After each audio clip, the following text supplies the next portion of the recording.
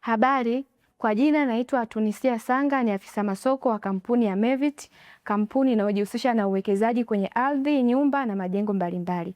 Leo nitaenda kuzungumzia kuhusu mauziano ya kienyeji nchini Tanzania, ikiwa ni pamoja na mikoa ya Dar es Salaam, Pwani, Dodoma, Mwanza, Arusha, Mbeya pamoja na Morogoro.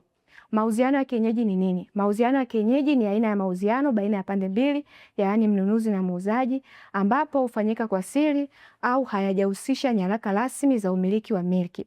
Pia mauziano hayo hayajafuata taratibu za kisheria za kumiliki mali isiyohamishika. Tukianza na sababu za mauziano ya kienyeji nchini Tanzania. Namba moja ni kurahisisha mchakato wa mauziano. Wauzaji wengi na wanunuzi wengi wanapenda kurahisisha mchakato wa mauziano ili kukwepa hatua muhimu za kuuziana mali isiyohamishika, mfano kukwepa gharama za kuandikishana mkataba kwa mwanasheria au serikali za mtaa. Sababu ya pili ni uwepo wa madalali wadanganyifu na waongo. Sekta ya milki imekuwa ikikabiliwa na udanganyifu kwenye uwekezaji wake kutokana na uwepo wa madalali wadanganyifu na waongo wanaohitaji kujipatia fedha kwa haraka. Sababu ya tatu ni urasimu wa mamlaka kwenye utoaji wa nyaraka.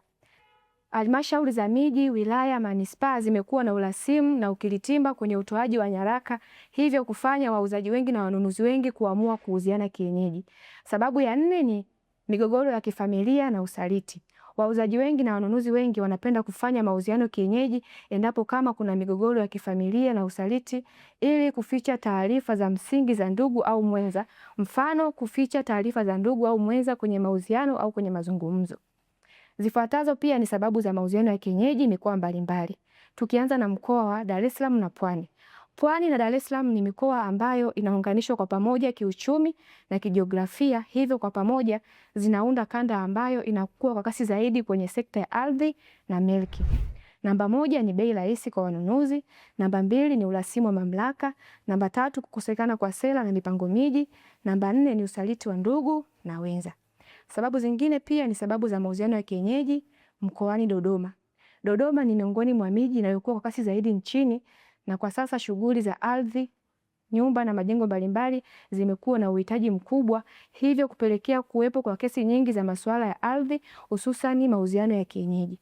Sababu zinazopelekea kuwepo kwa mauziano ya kienyeji mkoani Dodoma. Namba moja ni matokeo ya CDA na jiji. Namba mbili ni tabia ya watu kutaka mambo yaende haraka. Namba tatu ni wanunuzi kutaka viwanja vya mjini kwa bei nafuu. Namba nne ni tamaa ya wenyeji kutaka kujipatia fedha kwa haraka. Sababu zingine ni sababu za mauziano ya kienyeji mkoani Mwanza.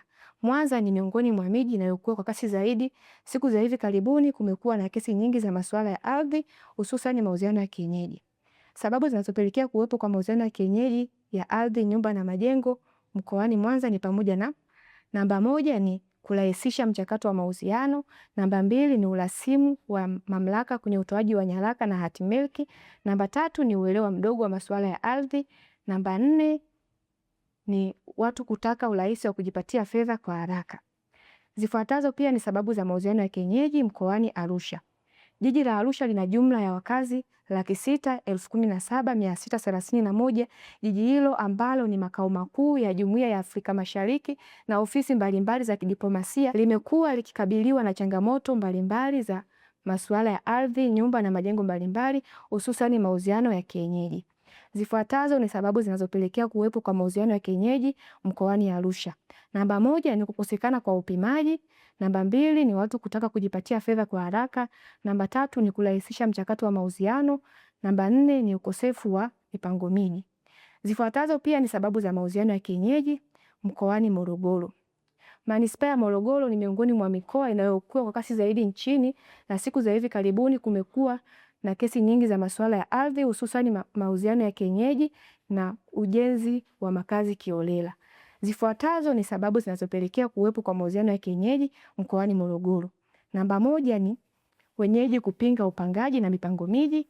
Namba mbili ni uwepo wa madalali wadanganyifu na waongo. Namba tatu ni kukosekana kwa sera na mipango miji kwa wakati.